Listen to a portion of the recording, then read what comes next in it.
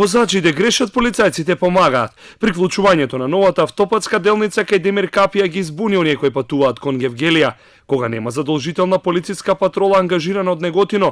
Повеќето возачи продолжуваат право на стариот и изабен пат до Смоквица. Хаосот настанал откако новиот автопат е пуштен, а знаците се премали и зацкриени, тврди градоначалникот на општина Демир Капија.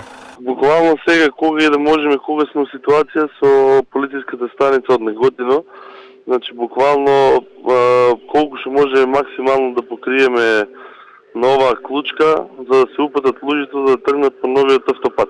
Не би сакал да го прокоментирам тоа, дека како луѓе не би сакале да ги читаме малце знаците, меѓу тука има знак баш пред Демир Капија за автопат да се сврти лево. Меѓутоа сите логично може да продолжат право.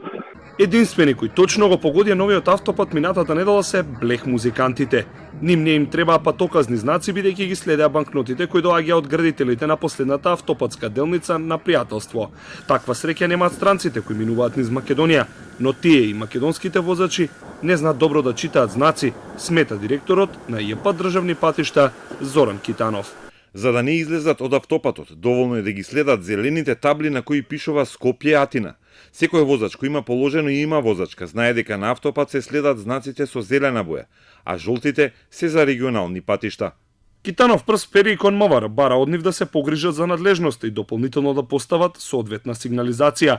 Локалната власт застана на средина и побара од градежната фирма Гранит што поскоро да ја асфалтира и последната коловозна лента и да нема исклучување па вклучување, туку по автопатот да се вози само право.